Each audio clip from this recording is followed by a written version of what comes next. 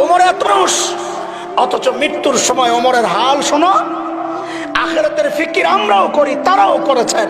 হযরত ওমর মৃত্যু মুখে ইহুদির সন্তান আবু লুলু বিষাক্ত খঞ্জর দিয়া ফজরের নামাজের সময় যখন হযরত ওমরের পেটের মধ্যে চালায়, নারী বুড়ি বের হয়ে গেছে, আহা, কাপড় দিয়ে পেঁচায়া মসজিদ নববীর ফ্লোরে ওমরকে শোয়া দেওয়া হয়েছে। হযরত ওমর বেহুশ, একটু হুশ ফিরছে, একজনের কোলে মাথা, একটু হুশ ফিরছে। হযরত ওমর সাথে সাথে মাথাটারে জমিনের উপর রাখছেন। অর্ধ জাহানের শাসনকর্তা মাথাটা জমিনের উপর রাখছেন। জমিন কি পাকা? কথা বলে, টাইলস করা, মোজাইক কি ছিল? মাটি মাটি।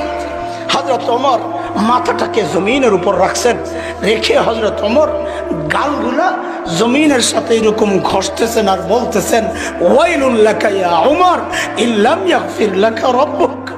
ওমর, তোমার রব যদি তোমাকে ক্ষমা না করে তো তোমার জন্য ভয়ঙ্কর বিপদ অপেক্ষা করছে।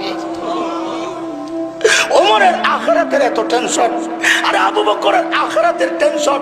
হযরত আবু বকর নির্জনে চলে যেতেন দূরে, যায়া চিৎকার করে করে কাঁদতেন আর নিজেকে ধিক্কার দিয়া দিয়া বলতেন, ইবনে আবি কুহাফা, ও আবু কুহাফার বেটা, তুই মানুষ কেন হইলি?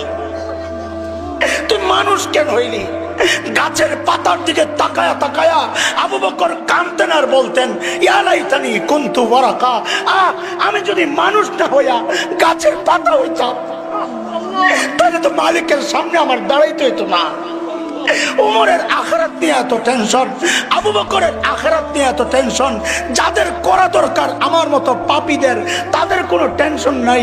চেহারার দিকে তাকাইলে বোঝা যায় না মানুষটার আখিরাতের ফিকির আছে। কেন রে ভাই? কে তোমাকে গ্যারান্টি দিল যে তোমার মৃত্যুর যন্ত্রণা হবে না?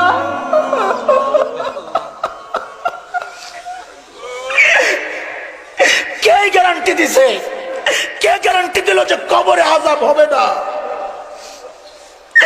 আরে ওমর তো গ্যারান্টি পাইছে ওমর ফিল জান্নাহ, আবু বকর তো গ্যারান্টি পাইছে আবু বকর ফিল জান্নাহ। তারপরেও তাদের এত টেনশন। তোমার কে গ্যারান্টি দিছে? কেন এত বেফিকির হয়ে গেছো? কে গ্যারান্টি দিছে যে মৃত্যুর যন্ত্রণা হবে না? কে গ্যারান্টি দিছে কবরের আযাব হবে না?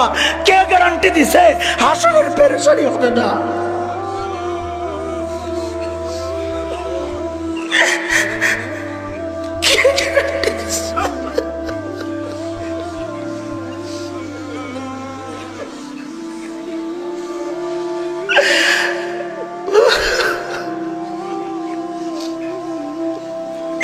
কে গ্যারান্টি দিল রে ভাই যে আমাদের জাহান্নাম থেকে মুক্তি পাওয়া যাবে?